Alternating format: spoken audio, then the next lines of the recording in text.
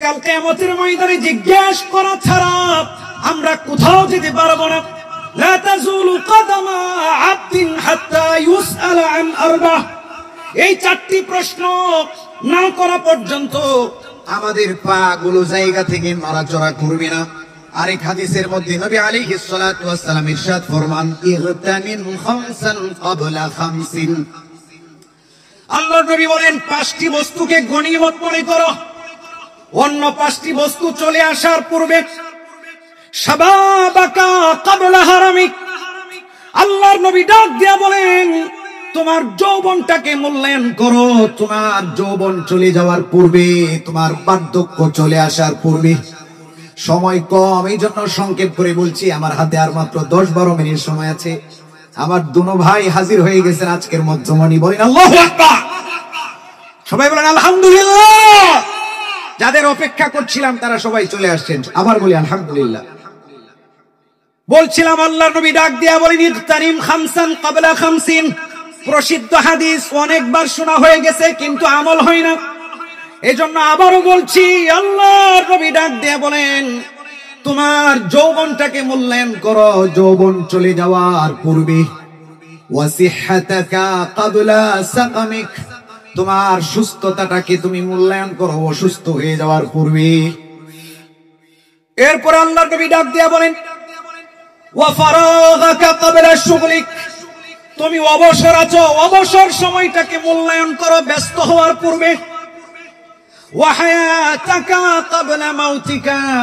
আল্লাহর নবী ডাক দিয়ে বলেন, তোমার জীবনটাকে, হায়াতটাকে মূল্যায়ন করো মৃত্যু চলে আসার পূর্বে। কারণ মৃত্যু যখন চলে আসবে তখন তুমি যত বলো তখন তোমাকে আর ফেরত দেওয়া হবে না। আল্লাহ রাব্বুল আলামিন পবিত্র কোরআনুল কারীমের মধ্যে ডাক দিয়া বলেন, হাত্তা ইযা জাআ আহাদাহুমুল মাউতু ক্বালা রাব্বিরজিউন।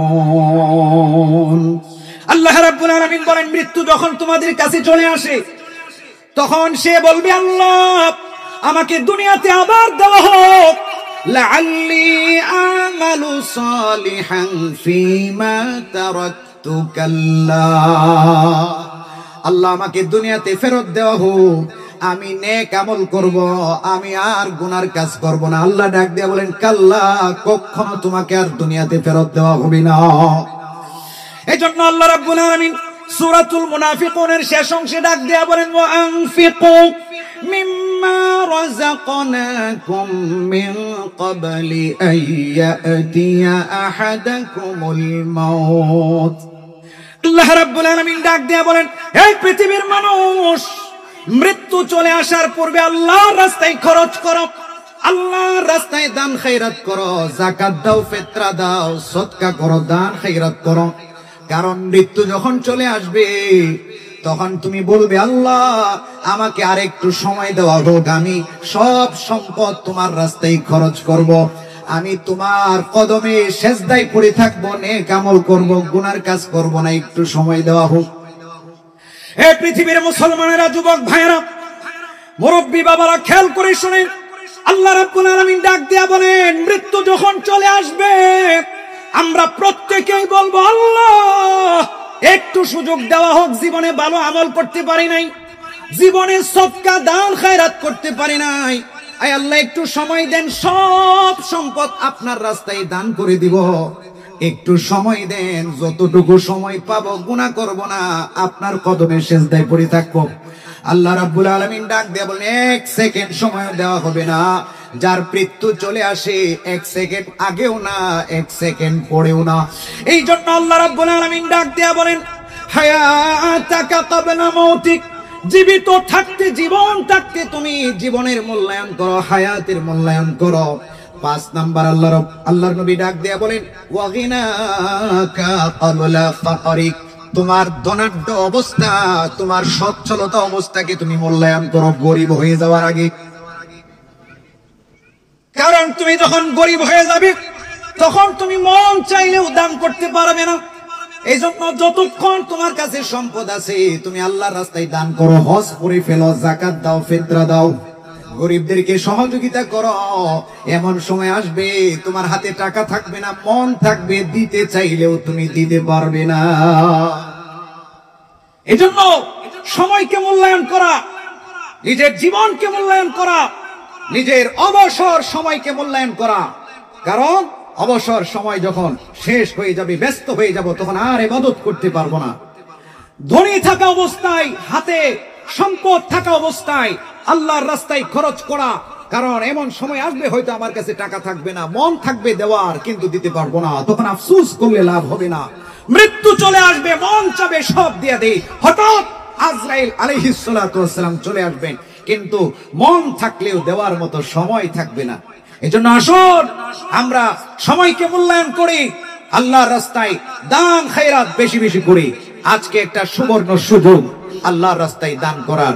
এই যে এত বড় বড় উলামায়ে কেরাম আমাদের মাঝে এসেছেন, আমাকে মাহফিল কর্তৃপক্ষ বলেছেন যে এত সুন্দর একটা আয়োজন করেছেন, এত বড় একটা আয়োজন করেছেন। এই দ্বীনি আয়োজনের পিছনে অনেক অর্থ ব্যয় হয়েছে। যারা এই আয়োজন করেছেন তারা অনেক কষ্ট করেছেন।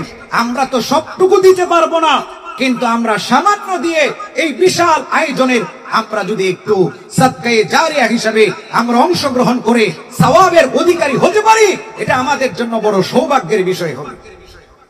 সাহাবায়ে কেরামের অভ্যাস ছিল, যখন দানের আয়াত তাদের সামনে পড়া হতো, সাহাবায়ে কেরামের সামনে যখন কুরআনুল কারীমের আয়াতগুলো তিলাওয়াত করা হতো, আর বলা হতো, হে আমার সাহাবীরা, আল্লাহ তাআলা বলেছেন, মান যাল্লাযী ইউকরিদুল্লাহ কারদান হাসানা ফায়ুদাইফাহু লাহু আদআফান কাসীরা। আল্লাহ বলেছেন, লান তানালুল বিররা হাত্তা তুনফিকু মিম্মা তুহিব্বুন। আল্লাহ বলেছেন যে তোমরা প্রকৃত কল্যাণ অর্জন করতে পারবে না যতক্ষণ পর্যন্ত তোমাদের সবচাইতে পছন্দের বস্তুটা আল্লাহর রাস্তায় দান না করবে। আল্লাহ বলেছেন, কে আছো আমাকে কর্জে হাসানা দিবে, আমাকে ঋণ দিবে, আমার রাস্তায় সহযোগিতা করার মাধ্যমে আমাকে ঋণ দিবে।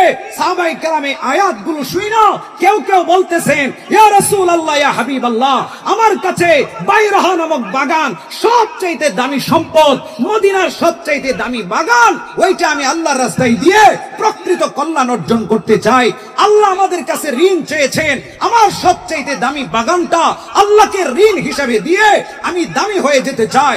একদিকে মুসলমানরা, সাহাবায়ে কেরাম নিজের সবচাইতে দামি সম্পদগুলো আল্লাহর রাস্তায় ব্যয় করে তারা দামি হওয়ার চেষ্টা করছেন। অন্যদিকে ইহুদিরা তাক দিয়ে বলে, আমরা শুনেছি তোমাদের আল্লাহ গরিব, আমরা হলাম ধনী। বলেন নাউজুবিল্লাহ। তারা বলে, তোমাদের আল্লাহ গরিব, টাকা চান, কর্জ চান, ওয়া নাহনু আগনিয়া, আমরা হলাম ধনী, তোমরা এমন আল্লাহর পূজা করো। আল্লাহ পাক আয়াত নাজিল করে দিয়েছেন, লাকাদ সামিআ আল্লাহু, আল্লাহ পাক ওই সমস্ত ব্যক্তিদের কথা শুনেছেন, ওই ইহুদিদের বাজে মন্তব্য আর কটূক্তি, গুস্তাখি আমি আল্লাহ শুনে রেখেছি, লিখে রেখেছি, এবং আমি আল্লাহ সময় মতো এদেরকে ধরব। আর যারা এই আয়াতগুলো শুনে আল্লাহর রাস্তায় দান করেছে তারা দামি হয়ে গেছে। কিয়ামত পর্যন্ত তাদের নামগুলো হাদিসের পৃষ্ঠায় পৃষ্ঠায়, বুখারীর হাদিস, মুসলিমের হাদিসের মধ্যে তাদের নামগুলো, কুরআনুল কারীমের আয়াতের মধ্যে তাদের আলোচনাগুলো কিয়ামত পর্যন্ত স্বর্ণাক্ষরে লেখা থাকবে। আল্লাহু আকবার।